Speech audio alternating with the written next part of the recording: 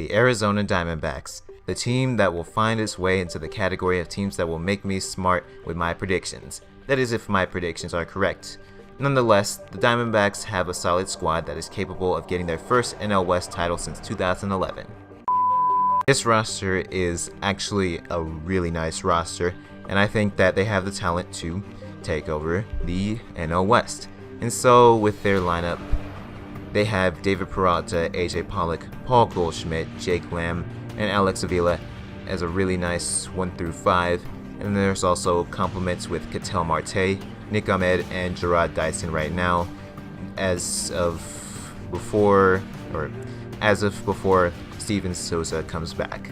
And once he comes back, this team will be even better. He's going to be platooning right now with Yasmani Tomas, but this team is just, the lineup is a really good one. I like what they did last year, and I think they'll still be really good this year with the moves that they made to make the team better. So I'm giving their lineup a grade of an A-. And then when it comes to their depth, they have Jeff Mathis platooning with Alex Avila, but they also have Chris Herman, Daniel Descalso, Chris Owings, and Yasmani Tomas. Pretty good bench right there. And then, as I mentioned earlier, Steven Souza out with a strained pectoral, so once he comes back, they'll be even better in terms of depth and the lineup. There's also John Ryan Murphy, whom is at the catcher in the minors, and there's also Christian Walker, whom I think is going to be nice depth, and then also Ildemaro Vargas, who will come up in case a middle infielder or another outfielder goes down.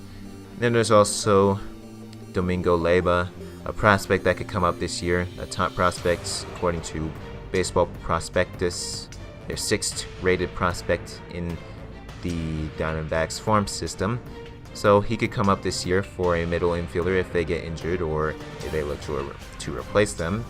And then there's also Socrates Brito and Jeremy Hazelbaker. Pretty solid depth right there, pretty good depth right there. Cesar Puello also there. And then a couple of guys I didn't mention in Chris Negron and Jack Reinheimer. So their depth, it gets a B+ for me. I like what they have with Ildemaro Vargas, Christian Walker, and also Socrates Brito and Jeremy Hazelbaker. And once Steven Souza comes back, with what they have right now, Yasmani Tomas, Chris Owings, Chris Herman, Jeff Mathis, pretty good depth right there, so B+. And then when it comes to their rotation, I don't think Robbie Ray is going to have that amazing season that he had last year, but I think he's going to be pretty good again. And Zach Greinke has adjusted to Chase Field at this point, and Taijuan Walker was really good for them also. Patrick Corbin, hopefully he'll be decent. And there's also Zach Godley as well. Now, Shelby Miller had Tommy John surgery in May of last year. We'll see if he comes back this year. Hopefully he can be better than what he has been for the Diamondbacks. So in terms of their rotation, it gets a B+ for me. And in terms of pitchers that could come up this year, there's Taylor Clark. And that's really about it. They can also bring up Braden Shipley and Matt Koch if they want to. But Taylor Clark is the top prospect in their farm system that is projected to come out this year. Maybe Alex Young could come up if he surpasses expectations, but we'll see with that. So B+, as I mentioned before. And when it comes to the bullpen, they made some really good acquisitions with Brad Boxberger, Yoshihisa Hirano. I think he's a nice acquisition. Also Fernando Salas. We'll see if he'll be better than what he was last season. And then Albert Suarez, he was just a Rule 5 draft pick. So, their bullpen, they made some pretty good acquisitions. And then there's also Randall Delgado once he comes back, as he's currently out with a strained oblique. And also he got a PRP injection for a strained flexor. So the bullpen is pretty solid in its own rights. That might serve as the downfall come postseason time, but it's solid enough now that they got rid of Fernando Rodney and replaced him with Brad Boxberger and Yoshihisa Hirano. So the bullpen grade gets a B from me, and this roster is a nice roster. It's a really solid roster, and it's one that I think could win the NL West. This team is one that I see looking to prove the doubters wrong and looking to retake that NL West division crown.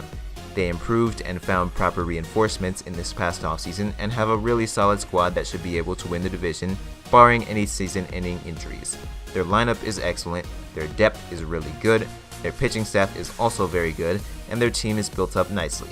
They have less expectations and pressure than a team like the Dodgers, so I'm higher on them this season, especially since the Dodgers didn't do much to improve in this past offseason, and that's ultimately why I have the Diamondbacks higher than the Dodgers this year.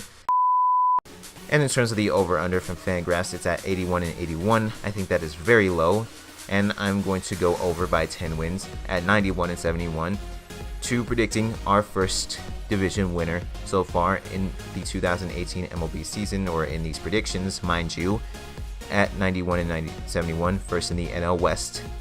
And so let me know if you agree, let me know why I'm an idiot for overhyping this team. That is what predictions are all about, debate and discussion. If you have rationale, I'll listen. If not, I'm not taking you seriously. And so that'll do it for this Diamondbacks edition of 2018 MLB season previews, and so long.